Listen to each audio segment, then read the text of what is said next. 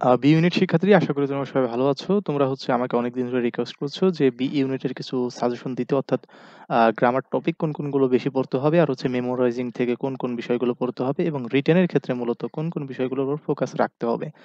So তারই ধারাবাহিকতা তোমাদের আমি কিছু সাজেশন দিব আমার এনালাইসিস করার ভিত্তিতে, এবং বিগত বছরগুলো থেকে বিভিন্নভাবে এনালাইসিস এবং আমার অভিজ্ঞতার ভিত্তিতে আমি বলবো যে এইগুলো যদি তুমি পড়ো বা যেগুলো বলছি এগুলো তুমি ফোকাস দিয়ে পড়ো, তাহলে ইনশাল্লাহ তুমি ঢাকা ইউনিভার্সিটিতে এইখান থেকে 80% প্রশ্ন কমন পাবে।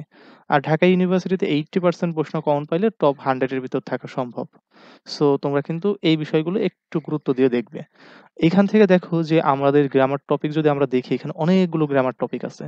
এখানে তুমি যদি দেখো অনেক আছে, প্রায় এখানে 25টার মতো গ্রামার টপিক এখানে কিন্তু আমি এড করে দিয়েছি। তোমরা জাস্ট একটু স্কিপ করে দেখে নিবা। প্রথমে ছিল sentence and clause, appositive, nominal that clause, embedded বা ইনডিরেক্ট কোশ্চেন। এখন তোমাদের যে কাজটা হবে এইগুলো একটু দেখবা। এগুলো জাস্ট এক নজর হলেও প্রত্যেকটা জিনিসই এখন দেখে নিবা। দেন দেখার পরে এরপরে ফোকাস করবা কোনগুলোতে।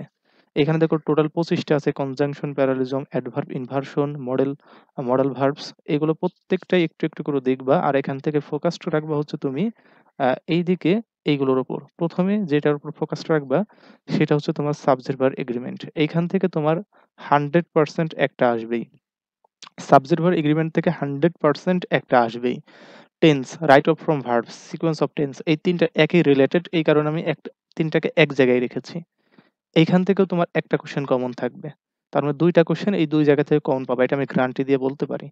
এরপর identification of parts of speech. এইখান থেকেও একটা কোশ্চেন কমন থাকে।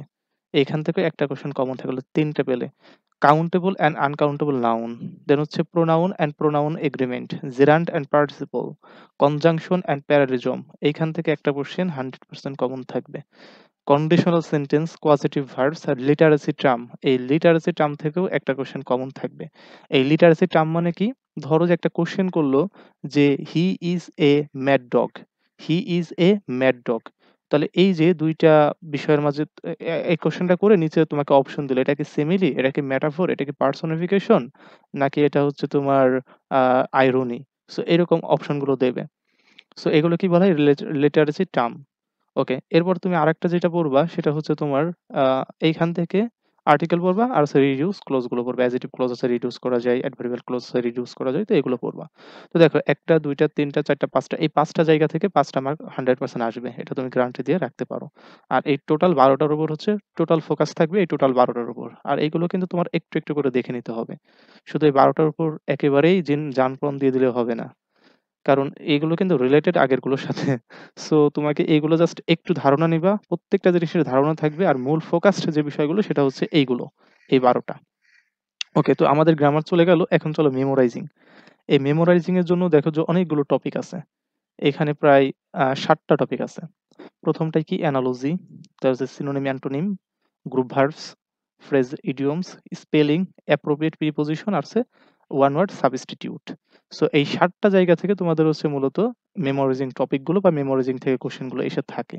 সো এখন ফোকাসড কোন জায়গাগুলো? যে জায়গাগুলোতে বেশি পড়বা, কারণ মেমোরাইজিং তো মুখস্থ করতে হবে। তো সব মুখস্থ করতে গেলে তো জীবন শেষ হয়ে যাবে। সো এই ফোকাসড জায়গাগুলো কোথায় এটা তোমাকে বুঝতে হবে। সো ফোকাসড জায়গাগুলো তোমার এই যে অ্যাপ্রোপ্রিয়েট প্রিপোজিশন, এইখান থেকে 100% একটা আসবেই। অ্যাপ্রোপ্রিয়েট প্রিপোজিশন থেকে 100% একটা আসবেই। স্পেলিং থেকে 100% একটা আসবে। সিনোনিম, অ্যান্টোনিম থেকে একটা সিনোনিম আসবে, একটা অ্যান্টোনিম আসবে। তার মানে ২ টা আসবে। তার মানে কত হচ্ছে? ২, ২, ৪। এই ৪ মার্ক তুমি এখান থেকে কমন পাবা। আরেকটা পড়বা সেটা গ্রুপ ভার্বস। তার মানে এই ৪ টা জিনিস একবারে ফোকাসড, একবারে মূল ফোকাসড করে পড়বা। এখন দেখো যে অ্যাপ্রোপ্রিয়েট প্রিপোজিশন কিন্তু অনেক আছে, অনেক। তুমি যদি বই খোঁজো দেখবা যে হাজার আছে। মানে 1K। এখন তোমার তো ভাই ১,০০০ যদি তুমি পড়তে চাও, তাহলে তোমার জীবনেও মনে থাকবে না। ১,০০০ কোয়েশ্চেন পড়া কি সোজা কথা? সো ১,০০০ কোয়েশ্চেন পড়তে চাইলে তোমার যেহেতু মনে থাকবে না, তোমরা চাইলে একটা কাজ করতে পারো। তোমরা চাইলে আমাদের একটা ব্যাচ আছে। আমাদের একটা পেইড ব্যাচ আছে। চাইলে আমাদের পেইড ব্যাচটায় আসতে পারো। এই পেইড ব্যাচটা কিন্তু শেষ হয়ে গেছে। যেখানে কোর্স ফি মোটামুটি ভালোই ছিল। এখন কিন্তু এই কোর্সটা তোমরা ২০ টা ক্লাস পাবা, লেকচার শিট পাবা, মেমোরাইজিং শিট পাবা, এবং পার্সোনাল সাপোর্ট পাবা, এবং ২০ টা এক্সাম পাবা। ২০ টা এক্সাম পেপার পাবা। সেখানে সলিউশনটাও পাবা।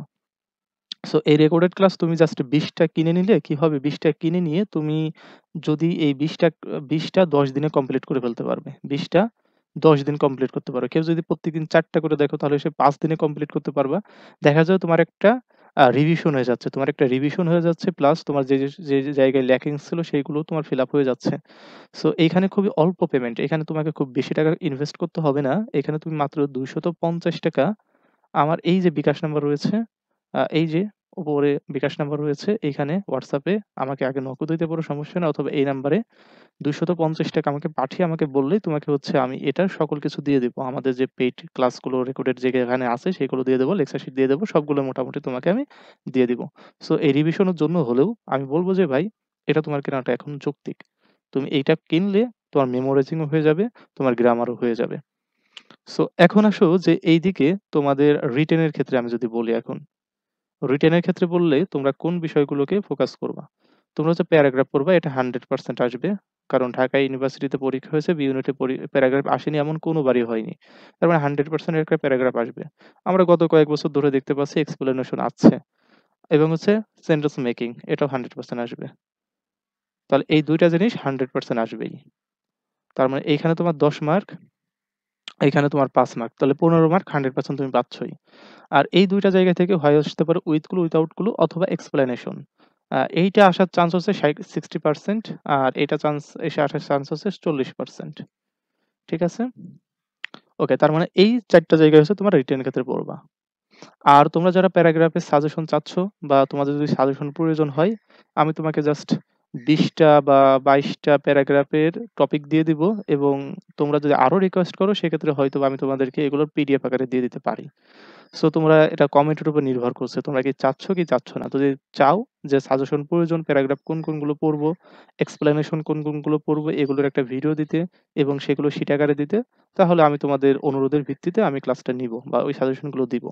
এখন তোমাদের ক্ষেত্রে এটা তোমরা উন্মুক্ত আছে কমেন্ট বক্স। তোমরা কি করবা সেটা তোমাদের বিষয়। যদি আমি অনেক রিকোয়েস্ট পাই তাহলে ইনশাআল্লাহ তোমাদেরকে আমি মাত্র ২-৩ দিনের মধ্যেই আমি তোমাকে হচ্ছে আ এইটার সাজেশন ভিডিও দিয়ে দিব। সো এইগুলোর উপর ফোকাস করে পড়ো। আমি আশা করি তোমরা খুব ভালো করতে পারবা। ঢাকা ইউনিভার্সিটি এবং ভালো একটা মেরিট করতে পারবা। তো সবাই ভালো থেকো এবং হচ্ছে আমাদের যে রিভিশন গ্রামার ব্যাচটা আছে ওইখানে জয়েন হতে চাইলে তুমি এই যে আমাকে এই নাম্বারে আমাকে WhatsApp এ যোগাযোগ কইরো। সো ভালো থেকো, সুস্থ থাকো। আমাদের চ্যানেলের সাথেই থাকো। আল্লাহ হাফেজ।